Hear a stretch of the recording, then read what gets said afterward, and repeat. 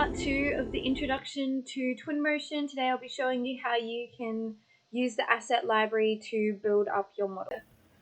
So within the library, we have the ability not just to have models that are already in our library. So all of this stuff here is in our library. But upon sign in, we have the ability to then download even more libraries. So I'm just going to cheat. And this is what makes modeling really, really simple and really, really fast.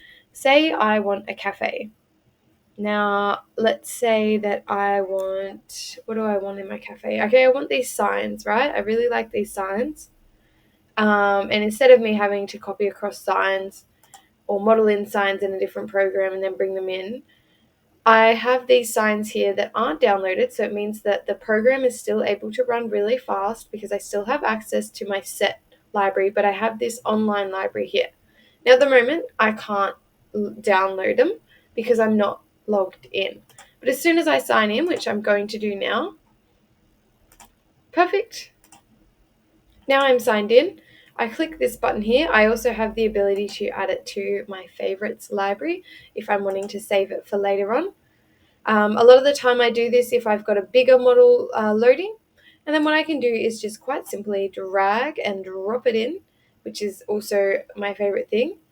Now, this is a perfect example of the library being not 100% relevant, especially being an online library. So essentially, this library here is created by hundreds and hundreds of users who have all created different things that can go in a cafe. So what we're going to do is, as we can see, we've loaded in that chalkboard design here. And what we can see is that the scale is absolutely enormous. Now, another thing I want to quickly touch on is zooming in and out. As you noticed, I was a little bit chunky at the start. That's all right.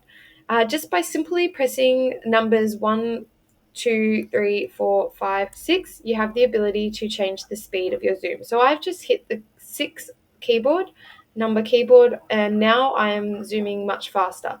I'm going to press 3 now, and you're going to see how much slower it takes me to zoom in. So now I'm zooming and trying to zoom as fast as I can, and I'm getting nowhere. So when you're wanting to model and get quite close to an object, say you get to here and you want to really examine it, you can click a different number on the keyboard and it will quickly change your scale factor for zooming and your mouse speed. So I find 6 is often a little bit too fast unless you're doing a lot of urban design or large scale stuff. So we're going to go up here, and I usually end up just eyeballing this. So I'm just going to drag and I'm going to hit that in the middle, and it's going to scale everything evenly. I also have the ability to then go here and let's say 0.5. It's going to half the size, and I might do that 0.5 again, 0.5 again, 0.2. There we go. And now we can see that my model has been scaled quite nicely. It's probably a wee bit too big still, but you get the idea of how capable. It's a lot too big because it's bigger than our chair. So what we might do is just cheat and just make it a bit smaller. There we go. And I don't really know how big chalkboards are, but this is really handy because often your decals do come in the right scale, and sometimes not because they are obviously being produced by different people. But let's see if this one here is loaded. Yep, and we can see that it's also loaded at the incorrect scale. So that's the only downfall of this online library, whereas a lot of things do come in at the right scale. It just depends what you're downloading.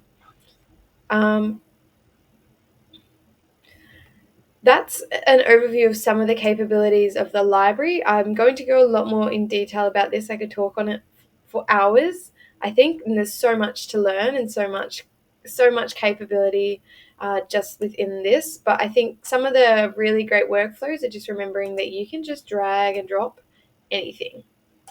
Once you have a material you like, you can change the material of anything. You're not stuck on a set material.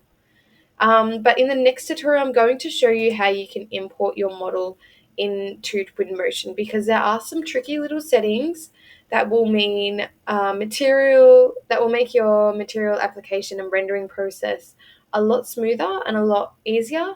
And if you're wanting something quite detailed, also give you the capability of modeling something in a lot more detail, because a lot of the time people get stuck being only able to set all their walls as one color because they haven't imported correctly.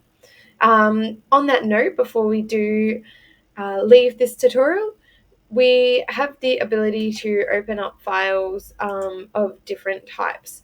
We also have the ability to get direct link, point clouds, landscape models, you name it. Twinmotion's quite comprehensive. I like to export my Rhino models using Datasmith, which I'll touch on in the next tutorial as well.